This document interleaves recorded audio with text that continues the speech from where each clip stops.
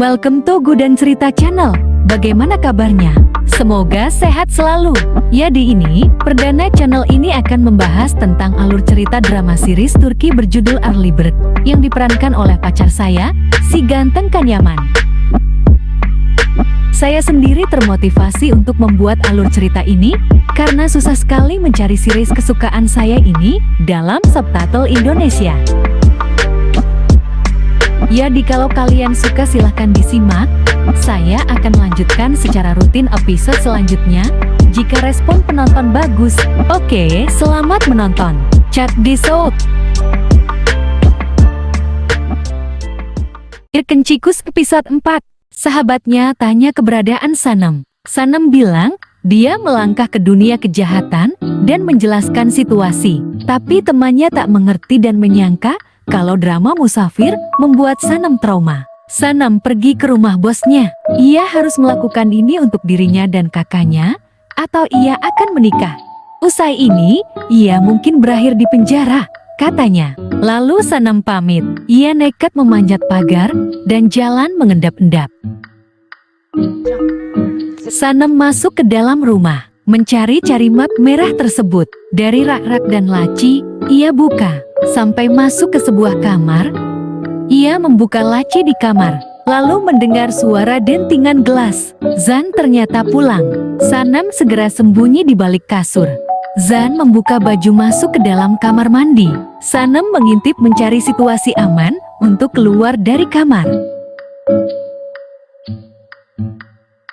Sanem masih mencari-cari, ternyata map merah itu ada di atas meja. Sanem segera menukarnya. Sanem sembunyi di bawah meja saat Zan datang menyalakan musik, lalu pergi lagi. Sanem cepat-cepat berdiri, kakinya sempat terantuk kursi. Ia cepat-cepat lari ke pintu, belum sempat kabur Zan menangkapnya.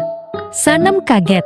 Zan tanya Sanem, sedang apa di sini? Lalu teringat wangi parfum Sanem sama dengan wanita yang diciumnya di pesta. Sanem disuruhnya menunggu Zan akan matikan musik. Sanem segera memasukkan map itu ke dalam guci. Sanem akan kabur, tapi Zan mencegahnya dan terus tanya. Zan bingung akan pertanyaan Sanem, harusnya dia yang tanya, karena ini rumahnya, malam-malam pula. Sanem bilang, Mre memberinya kunci. Zan mendesak alasan logis Sanem, kenapa bisa ke rumahnya. Sanem teringat kejadian kopi tumpah, Imre memasukkan sesuatu ke saku jasnya. Sanem pun menggunakan alasan itu. Ia mengakui kalau itu barang miliknya yang sangat penting. Zan memperbolehkan Sanem mengeceknya. Sanem merutuki kebodohannya. Bagaimana kalau di sana tidak ada apa-apa? Dan ternyata ada kotak cincin di sana. Zan tanya, apa Sanem sudah punya tunangan? Kenapa terlihat terkejut? Sanem jawab, itu miliknya. Dia takut ini hilang. Dia menaruhnya di saku Emre agar aman. Sanem pun pamit pergi setelah berterima kasih. Sanem lari keluar rumah terburu. Zan memanggilnya, kenapa dia lari? Pintu gerbang tak mau terbuka. Sanem pun lompat pagar lagi. Zan hanya dia melihatnya. Sanem jatuh, kakinya terluka. Zan hanya melihat tingkah Sanem dengan bingung. Tanpa kata apapun di antara mereka, Sanem pergi tertatih. Zan hanya bergumam, benar-benar gila. Emre menelpon Sanem, menanyakan tugasnya. Sanem bilang kejadian tadi. Emre tak percaya dan cukup kesal. Sanem minta maaf karena tak sesuai rencana, mengacaukannya. Ia telah menyembunyikan map di guci. Sanem bilang, ia ingin berhenti melakukan ini. Ia takut. Emre memesan agar Sanem menjaga cincin itu. Mereka harus membicarakan ini lagi nanti. Sanem pikir ini, saatnya ia akan dipecat. Sanem terbayang dirinya akan menjadi ibu rumah tangga dan memiliki anak dari musafir. Sahabatnya, Aihan mengejutkan Sanem. Aihan tanya lutut berdarah Sanem. Sanem menunjukkan cincin milik Amai. Aihan heran, apa Sanem habis merampok istana? Lalu musafir dan ibunya datang. Ibunya tanya, sedang apa Sanem malam begini? Musafir bilang Sanem baru bekerja, terlihat lelah. Ia tak akan membiarkan Sanem lelah jika menikah dengannya. Sanem bilang mereka jangan mengharapkan pernikahan. Ia tak ingin menikah dengan musafir. Ibu Musafir bilang, Sanem tak sopan. Musafir jawab, Sanem selalu begini, selama 20 tahun bertingkah jual mahal. Sanem dengan tegas bilang, ibunya hanya tak ingin terlihat tak sopan jika menolak mereka. Ibu Musafir terlihat marah, tak percaya lalu pergi. Ayhan tak percaya pada Sanem yang membuat kacau lagi. Ayhan menyadarkan Sanem karena ucapannya. Ibu Musafir Jati berpikir kalau Ibu Sanem sudah mempermainkannya. Terjadi keributan di depan rumah. Ibu Musafir mengata-ngatai keluarga Sanem dengan sebutan sekelompok orang kasar dan menyebut Sanem anak bodoh, yang membuat Ibu Sanem marah dan mengatai penyihir gila steril. Semua tetangga melihat mereka. Leila bilang, Sanem selalu buat masalah. Ibu Musafir tanya, kenapa mereka memperbolehkan datang kalau tidak menerima lamaran itu? Ibu Sanem bilang, haruskah ia menolaknya dan bilang tidak atas kunjungan itu? Bukan berarti ia akan menyerahkan anaknya. Ibu Sanem marah Sanem dikata-katai. Dia bilang Sanem berharga dan unik. Ayah Sanem menyuruh Musafir membawanya pergi. Akhirnya mereka pun pergi, meminta tetangga masuk ke rumah masing-masing. Zan sedang bermain basket teringat kejadian tadi saat Emre pulang. Zan bilang, ini malam yang menarik, Sanem kesini tadi. Zan tanya, kenapa Emre memberikan kunci pada orang tak dikenal? Emre jawab, Zan mempercayakan Sanem menerima proposal bisnis rahasia. Kenapa ia tidak? Zan bilang, itu tak sama. Emre jawab, Sanem menelponnya dengan menangis dan mengatakan ada barangnya yang tertinggal. Emre pura-pura tanya apa barang itu. Zan jawab itu cincin yang mahal. Zan tak mengiranya. Kenapa tidak? Sanem gadis yang cantik. Pasti ada pria muda kaya yang menyukainya. Emre tanya, apa hal itu membuat Zan kesal? Zan hanya diam. Lalu Emre pergi masuk ke dalam rumah dan mengambil map merah di dalam guci.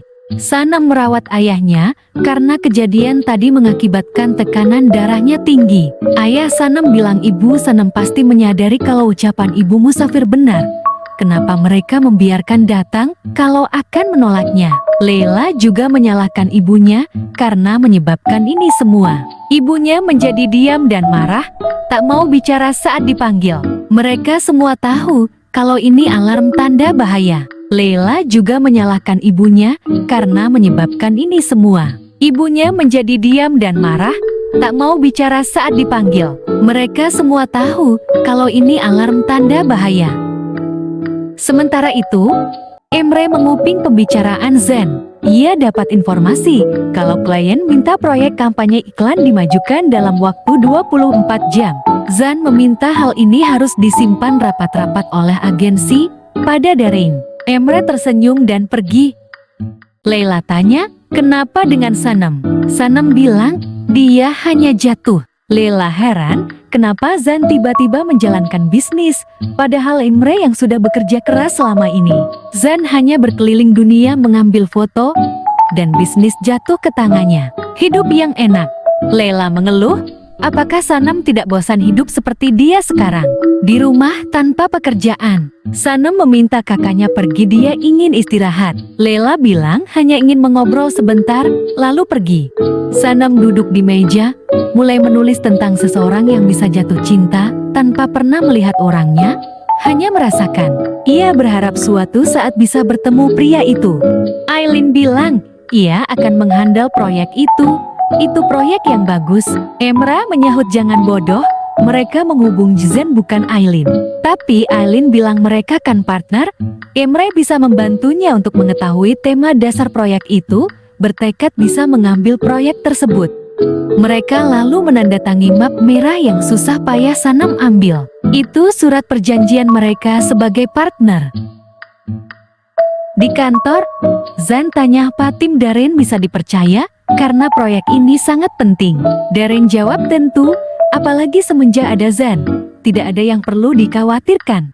Darren mengajak Zan minum bersama karena sejak datang ke sini tidak ada penyambutan. Zan pun mengiyakan. Di rumah Leila sudah rapi, berharap agensi memanggilnya hari ini. Leila bosan memancing ibunya bicara, tapi ibunya tetap diam. Leila kesal, pamit pergi keluar. Sanem bertemu Emre. Sanem memohon ia tidak ingin dipecat. Sanam tidak akan dipecat jika ia melakukan apa yang ia pinta. Emre minta Sanem memberitahunya proyek kampanye yang dikerjakan Zan. Sanem ingin mengembalikan cincin itu, ia sampai tidak bisa tidur. Tapi Emre bilang tidak, menyuruh Sanem memakainya agar Zan tidak curiga. Sanem hendak menolak, tapi akhirnya setuju, ia akan pakai hanya saat Zan melihatnya. Leila datang ke toko ayahnya. Leila merasa sedih tentang pekerjaan, ia bosan. Ibunya tak mau bicara dengannya. Ayahnya memeluk Leila, menenangkan. Mereka hendak minum teh berdua. Aihan tiba-tiba datang. Aihan bilang, Leila pasti bosan. Ia punya ide, bagaimana kalau Leila bekerja di toko ayahnya selama di rumah, membuat marketing agar toko semakin maju. Leila cukup kesal dengan ulah Aihan. Ayahnya antusias dan mengajak Leila bekerja. Masuk kantor, Sanem melihat Gulis memakai baju pramugari. Sanem tanya, berarti iklan kali ini tentang penerbangan. Gulis tak tahu dia hanya diminta memakai ini. Gulis tanya lutut berdarah Sanem. Sanem bilang, tak apa. Sanem minta tolong Gulis menceklis pria berjenggot yang datang di pesta waktu itu. Ia punya daftar listnya. Gulis bersedia, tapi tanya alasannya. Sanem bilang sesuatu terjadi, tapi ia tak melihat orangnya. Sanem hanya tahu pria itu berjenggot. Gulis membantu Sanem dan mereka mengambil foto bersama. Zan tiba-tiba ikut bergaya di belakang mereka. Zan ingin Sanem ke kantornya. Otursana. Ne oldu? Pansuman falan yaptım. Bekle burada. Nereye? Yine mi? Zan ingin mengobati lutut Sanem. Sanem ingin kabur saat Zan mengambil kotak obat. Sanem bilang ini tak apa, dia biasa terjatuh bahkan lebih parah.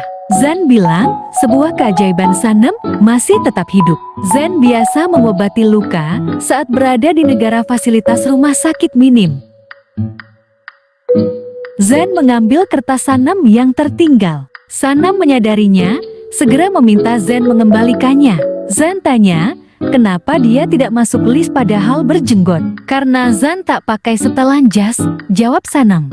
Zan mengangguk dan memberikannya kembali pada Sanem. Zan tanya cincin Sanem. Sanem bilang lupa dan memakainya.